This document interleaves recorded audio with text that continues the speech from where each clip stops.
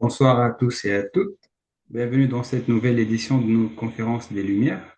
Nous sommes ravis de vous accueillir ce soir pour une conversation exceptionnelle.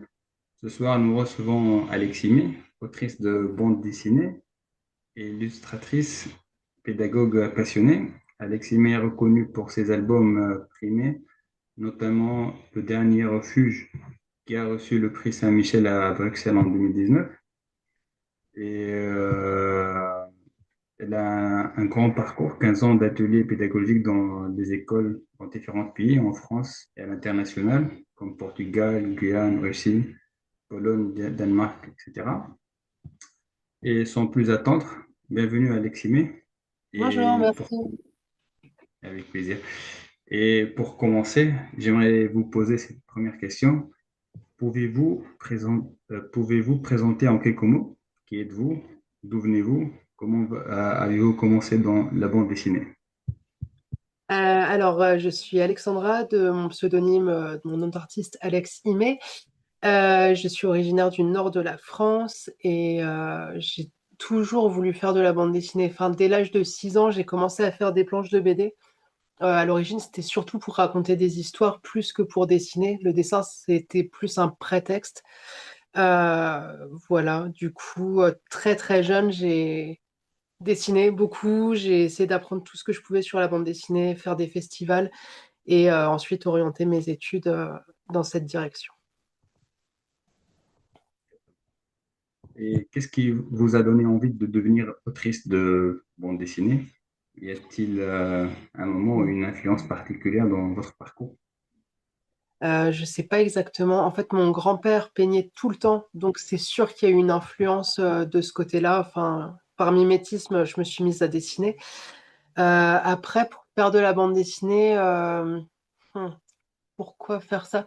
Je pense que dès l'âge de 10, 12 ans, je crois, j'avais rencontré des auteurs et le fait de voir des vrais gens en fait derrière les livres, voir comment ça fonctionne, tout ça, ça m'a donné envie. J'ai vu que c'était possible de faire ça comme métier, même si c'est un métier particulier et dur.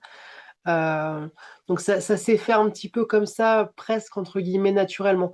Alors je dis ça, mais à côté de ça, on m'a toujours dit ce qu'on dit souvent aux gens qui veulent faire des métiers artistiques. On me disait que c'était pas un vrai métier, qu'il fallait faire autre chose, etc. Mais finalement, après le bac, je me suis quand même lancée dans cette direction après moult hésitations familiales.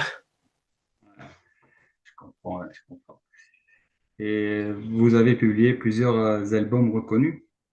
Pouvez-vous nous parler brièvement de vos œuvres principales et de ce qui vous définit en tant qu'autrice?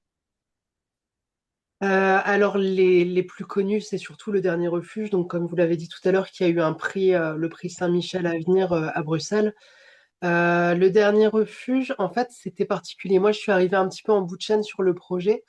Il était déjà entièrement écrit par un scénariste qui voulait travailler sur les animaux et faire un partenariat avec la SPA pour redonner une partie des droits du livre à cet organisme.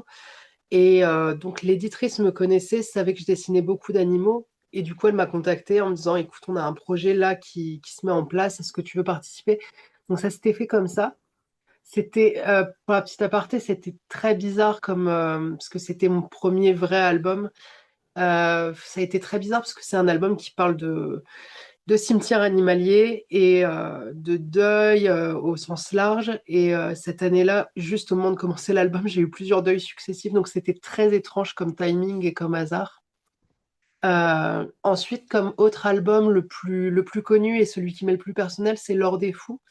C'est un album qui parle de façon métaphorique, donc c'est un conte qui parle de l'orpaillage en Guyane, donc l'extraction de l'or et surtout les dégâts que ça crée au niveau de la faune, de la flore, les ravages écologiques, etc.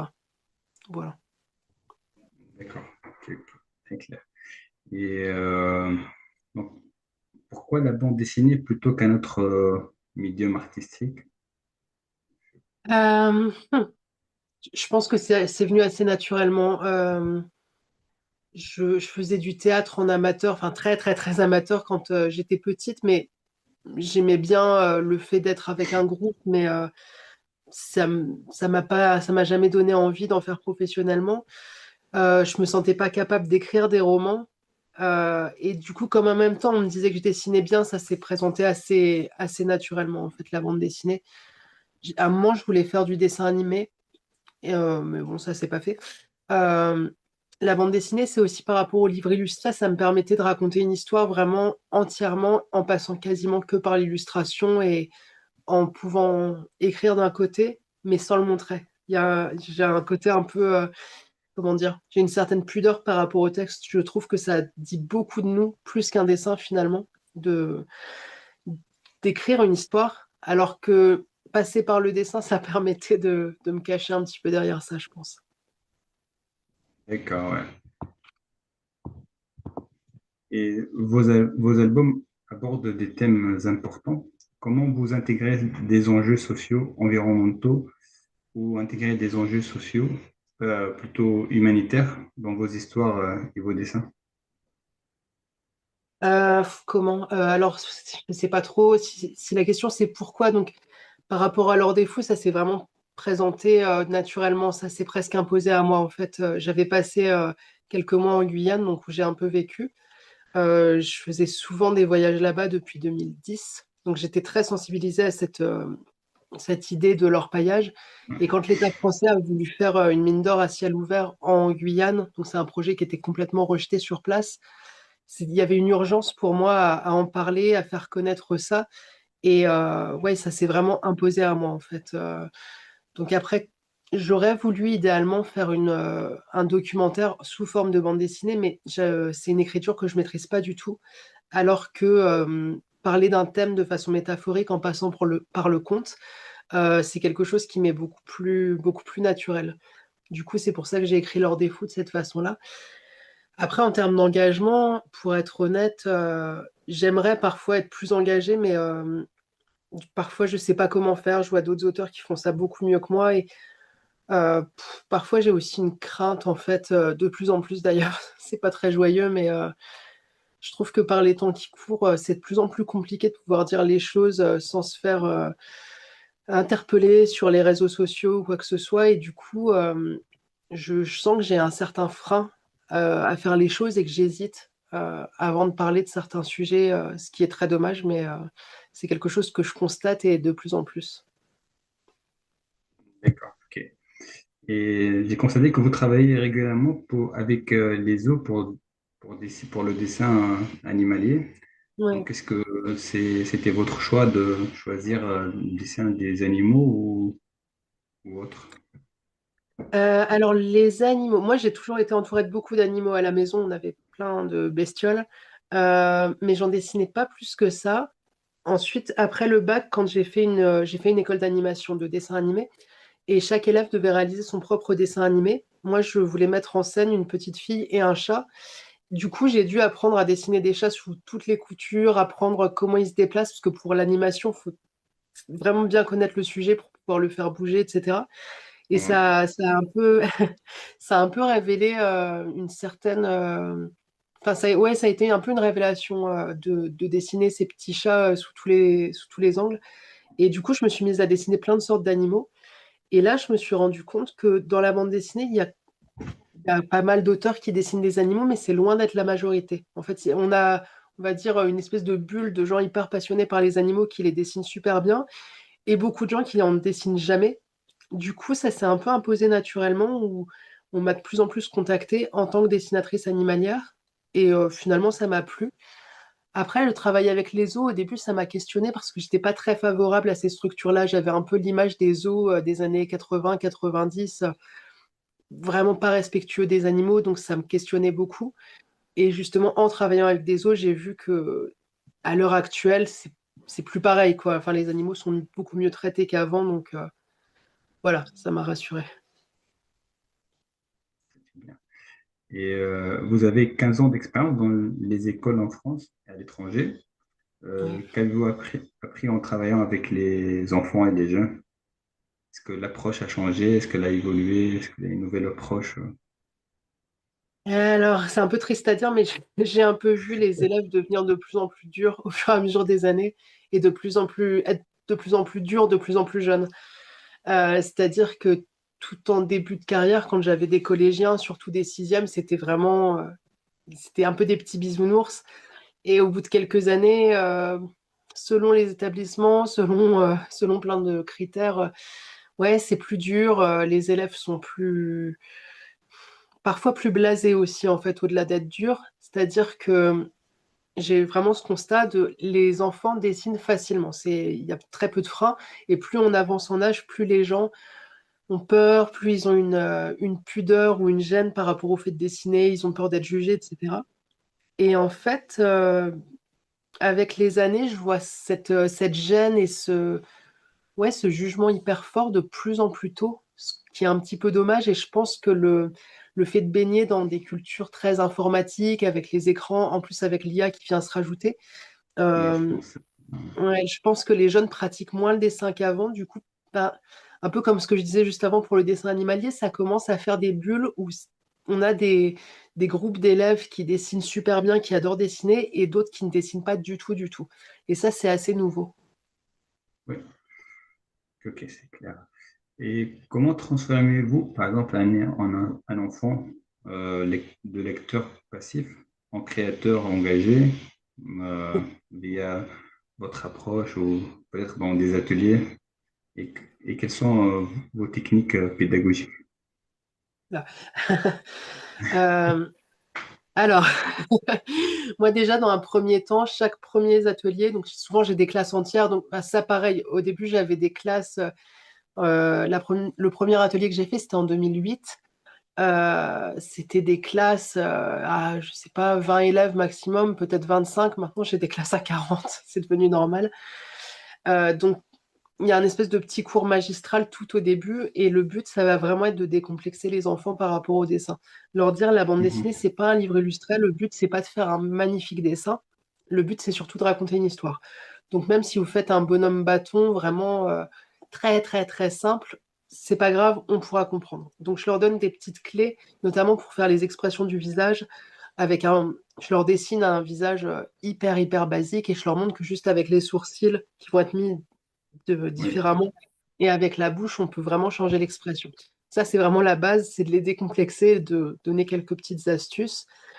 Après, quand l'atelier se déroule sur plusieurs séances, j'essaye au maximum de faire du cas par cas, de m'intéresser aux enfants en tant qu'individus et de les faire travailler sur ce qu'ils aiment.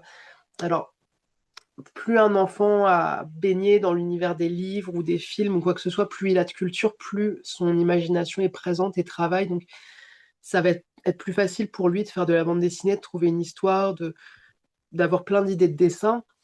Il y en a d'autres qui ont plus de mal, mais justement, tout l'enjeu est là, c'est de les amener à avoir envie de lire, à avoir envie de regarder des films, de s'intéresser à d'autres choses, ou alors de chercher ce à quoi ils s'intéressent. On s'intéresse tous à quelque chose, donc essayer de faire quelque chose avec ça, quoi. et pour un jeune qui voudrait, pardon, vous avez visité plusieurs pays, mais différents pays, par exemple Portugal, Guyane, Russie, Pologne, Danemark, etc. Comment adaptez-vous votre approche selon les cultures et qu'avez-vous appris de ces expériences internationales? Alors, comment moi je m'adapte? C'est très variable. Pff, je réfléchis en même temps, excusez-moi. Ouais, ouais, Euh, ouais. euh, Je pense que chaque Bah, pays a ça ses dépend. propres cultures. Donc, ouais. Oui, en fait, l'adaptation se fait un peu naturellement. Je vais prendre l'exemple de la Guyane. Euh, D'accord. c'est assez particulier parce qu'en fait, il y a plein d'ethnies différentes en Guyane et notamment, on a les Bushinangais qui disent eux-mêmes qu'ils n'ont pas de culture du livre. Ils ont plein d'autres choses. Ils ont la culture orale, mais le livre, ça fait pas trop partie de leur culture. Donc, c'était quand même une approche assez particulière. Par contre, ils sont vraiment portés sur certains styles d'art très présents et il y en a qui dessinent super bien, etc. Donc, c'est essayer de trouver une approche pour plus les faire dessiner et ensuite essayer de raccrocher ça avec une histoire, par exemple. Ensuite, ben, pour la Russie, ça avait été particulier, donc c'était en 2013, hein, c'était bien avant la guerre, etc. Donc, c'est une autre ambiance. C'était très Ouais. particulier. Ouais. Ouais. Euh, En fait, j'avais tout de suite vu. Il y avait plusieurs choses. C'est que déjà, dès très jeune, en fait, il y avait un talent.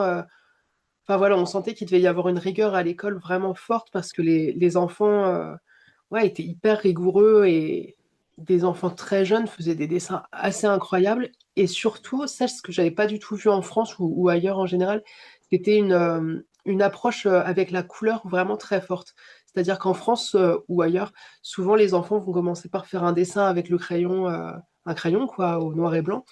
Et, euh, et dans mon expérience à Moscou, en fait, tout de suite, c'était on prend des feutres, on prend des crayons de couleur et on fait un truc hyper coloré et sans que ce soit. Parce que quand on met trop de couleurs, ça devient vite chaotique, c'est souvent pas très joli. Et là, c'était très maîtrisé, donc ça m'avait beaucoup surprise. Donc après, je pense que c'est plus moi qui apprends des choses sur place. Enfin, comment dire euh, je pars pas en me disant je vais m'adapter à ce public-là. Ça se fait un peu naturellement et c'est moi qui change du coup au fur et à mesure de l'expérience. Ah, très bien.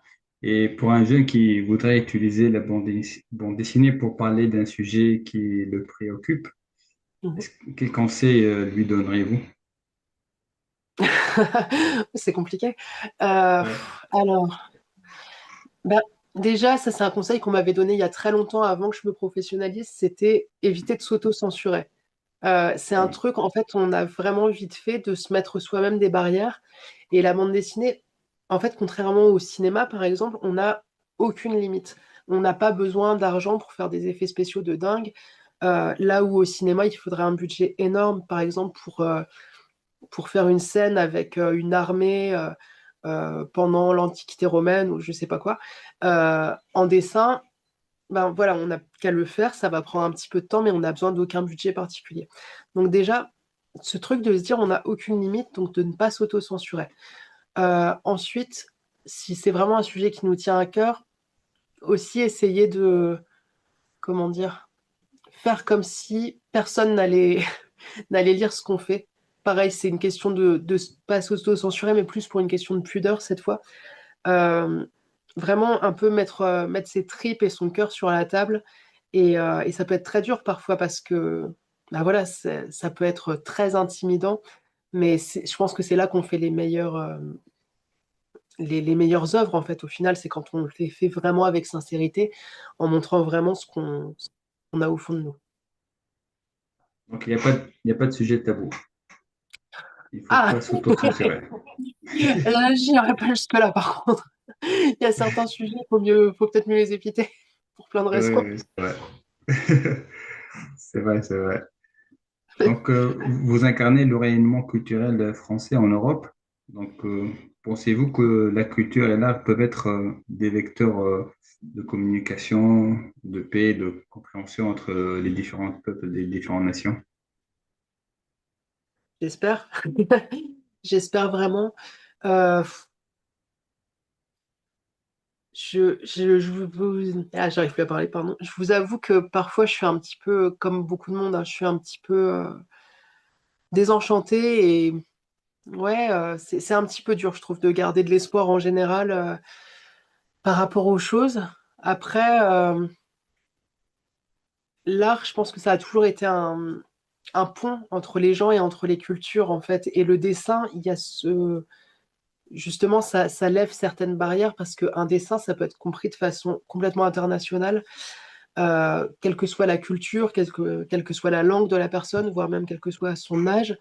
Une image, il y a quand même une force là-dedans. Et j'ai eu la chance, du coup, grâce à ce métier, à ces voyages, en 2024, j'ai participé à un stage qui s'appelait Comics Beyond. Donc, on était 11 dessinateurs de bande dessinée, chacun issu d'un pays d'Europe différent. Et il y avait une beauté en fait dans le fait de voir qu'on ne se connaissait pas du tout à la base. On n'avait pas les mêmes âges, on n'avait pas du tout les mêmes cultures. Notre seul lien, c'est qu'on était européens et qu'on faisait de la bande dessinée. Et même la bande dessinée, on la faisait différemment selon les pays. Et finalement, de voir que ça nous a unis en fait. Et à la fin, enfin, voilà, c'est des collègues que j'apprécie vraiment, que j'aimerais revoir. Et on voit qu'un lien s'est créé. Ouais, je sais pas si j'ai bien répondu à votre question, mais Oui, j'espère vraiment exactement. Ouais. que l'art peut avoir ce pouvoir oui, d'unir les gens, de les rapprocher et de créer des ponts quoi, culturels. C'est sûr. Et qu'est-ce que vous espérez apporter aux jeunes générations via votre travail? Quel héritage souhaitez-vous laisser? Euh, Par mon travail directement, je sais pas trop. Après, moi, comme je donne beaucoup de cours, j'essaye vraiment de donner un maximum de choses, enfin comment dire, oui, de passer un peu tout mon savoir le maximum. C'est quelque chose qui me tient à cœur en fait. Le week-end dernier, j'étais à un festival donc à Chalonnes-sur-Loire où en fait ils organisent un concours de bande dessinée qui a lieu au sein du festival. Donc les participants doivent réaliser des pages en direct et c'est un plaisir en fait de pouvoir échanger avec eux et d'aller les voir et de voir leur niveau et de pouvoir dire bah ça c'est très bien, par contre tu pourrais l'améliorer comme ci, comme ça, comme ça. Parce qu'en fait le dessin et la bande dessinée c'est plein de petites astuces qu'on apprend au fur et à mesure et moi, je suis pas forcément partisane de faire des grandes écoles extrêmement chères ou quoi que ce soit. Je suis plutôt autodidacte. Et finalement, je constate que beaucoup de choses, c'est des petites astuces qu'on va piocher.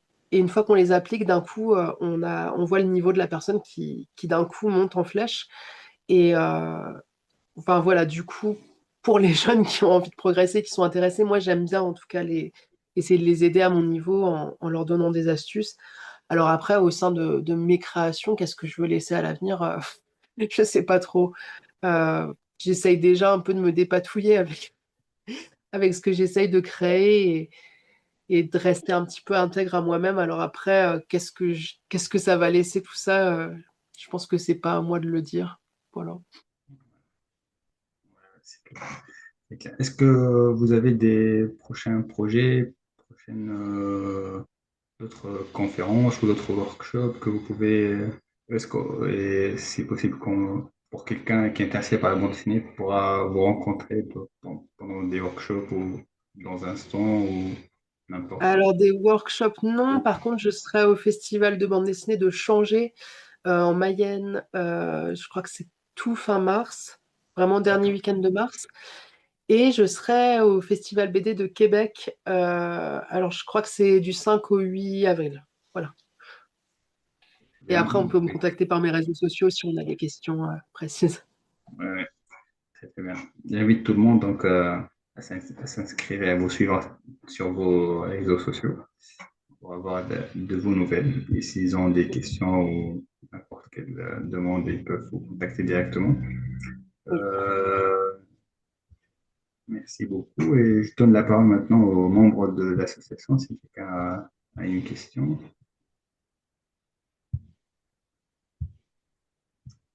Et Monsieur Lassalle. Ouais, peut réactiver le son. Oui. D'accord. Bonsoir, Alex. Bonsoir. Bonsoir Ici, à toutes et mais à tous. Bonsoir, Manala. bonsoir. Tout d'abord, merci pour cette belle rencontre. J'aimerais bien juste poser une petite question là. Enfin, avec le développement des tout ce qui est outils numériques et IT et tout ce qui est applications qui permettent de vraiment de créer une bande dessinée très rapidement. Mhm. Comment voyez-vous l'évolution de votre métier aujourd'hui? Est-ce que c'est une opportunité ou un défi ou il s'agit d'une inquiétude pour vous? Alors, pour être honnête, je pense, enfin, de ce que je vois par rapport à mes collègues, je crois qu'on est tous très, très, très inquiets. Euh, En fait, honnêtement, au sein de la bande dessinée, je vois pas beaucoup de gens qui sont mitigés ou qui voient le côté positif pour l'instant. Enfin, je parle de l'IA en parlant de ça. Euh, hmm. En fait, à titre personnel, quand je vois l'IA, ce que c'est capable de faire, on écrit juste une bricole et ça nous affiche un dessin magnifique, enfin un dessin, entre guillemets, c'est pas un vrai dessin, mais voilà, une image. Moi, je trouve ça un petit peu magique, en fait. J'ai vraiment l'impression que, enfin, voilà, qu'on nous a donné un génie de la lampe, qu'on a n'importe quel souhait exaucé, que c'est merveilleux. Ça, c'est sur le papier. dans les faits, déjà, c'est écologiquement, c'est une catastrophe absolue. Donc je ne cautionne pas de base juste pour ça. Et après, en fait, on l'a constaté. Moi, il y a 2 ans, je crois, peut-être 2 ans et demi, il y a un ami qui s'est renseigné là-dessus, qui m'avait dit, fais attention, l'IA, ça va arriver vite.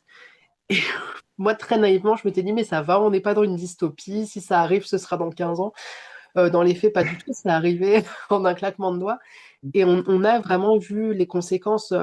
Moi, j'ai des gens qui m'ont contacté pour des travaux, comme ça m'arrive tout le temps. Donc, par exemple, on contacte parfois des particuliers me contactent pour faire des faire-part de naissance ou de mariage. Donc déjà, première expérience, quelqu'un m'avait contacté et finalement a fait appel à une IA. Bon, pourquoi pas. Et en fait, on commence à voir ce processus qui se pérennise et qui a l'air de se normaliser. Donc également des structures qui normalement faisaient appel à des artistes, donc par exemple pour des programmes culturels, font de plus en plus faire le travail par une IA. Et du coup, je suis très mitigée parce que à la fois, je peux comprendre. Pour eux, ça coûte rien, c'est plus rapide. Il n'y a pas à s'encombrer, entre guillemets, d'échanger avec un être humain. Il n'y a aucune question d'ego de la part de l'IA parce que c'est un robot. Donc voilà. Donc je peux comprendre. Et à la fois, de façon concrète, en fait, pour notre métier, on est vraiment très, très anxieux parce qu'en effet, on se demande est-ce qu'on va encore nous appeler? Est-ce qu'on aura encore besoin de nous? Et je crois que les acteurs aussi s'inquiètent de plus en plus de ça parce qu'ils sont en train d'être remplacés eux-mêmes par des IA. Alors eux, leur image est aussi volée directement. Donc voilà, tout ça est très inquiétant. À la fois, je me dis, bon, enfin, on peut pas avoir.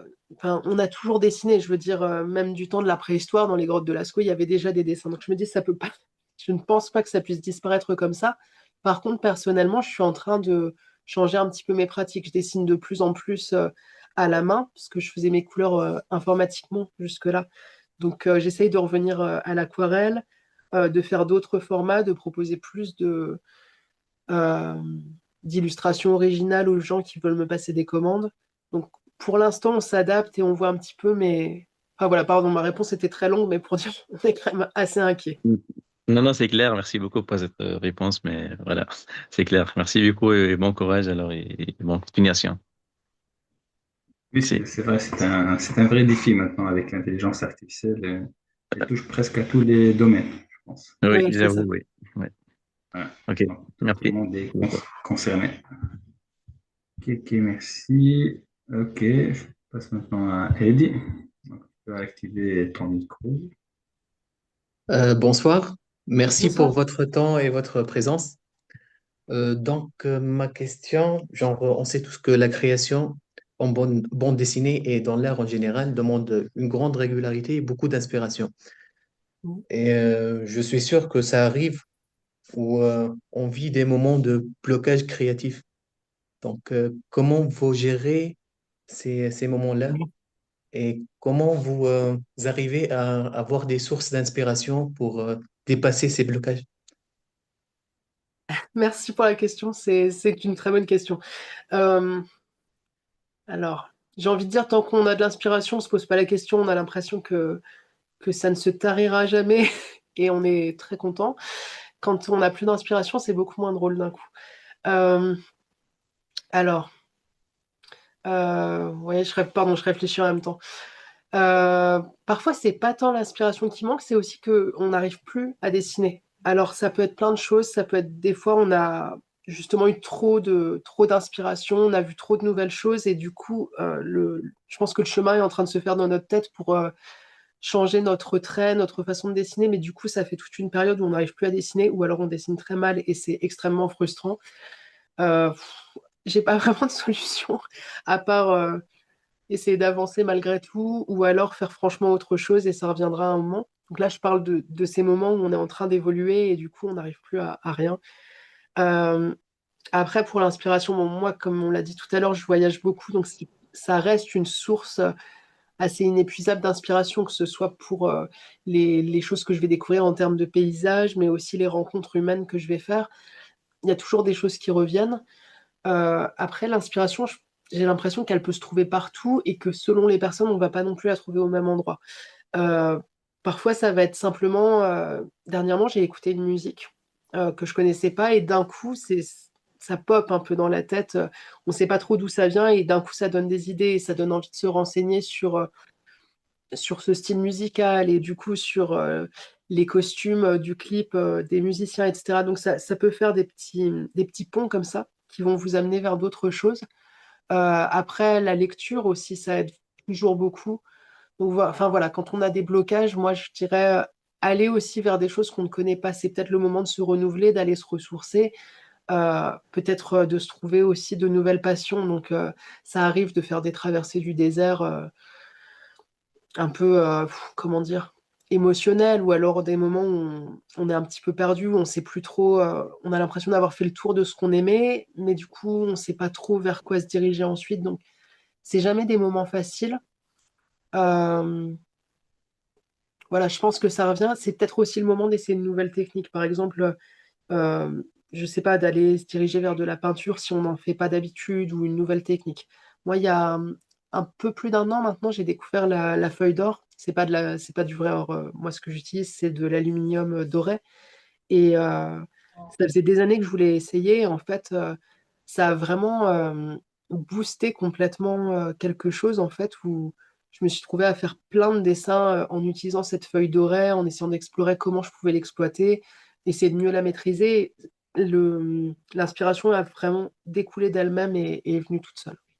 Voilà, je ne sais pas si c'était très clair ma réponse, ou si c'était un peu à côté, mais voilà. Là, c'est très clair, oui, parce que ça D'accord. arrive, ce manque d'inspiration, je pense que dans tous les métiers, mais dans l'art, c'est plus difficile, parce que avoir la créativité, l'idée, comment commencer, c'est très difficile.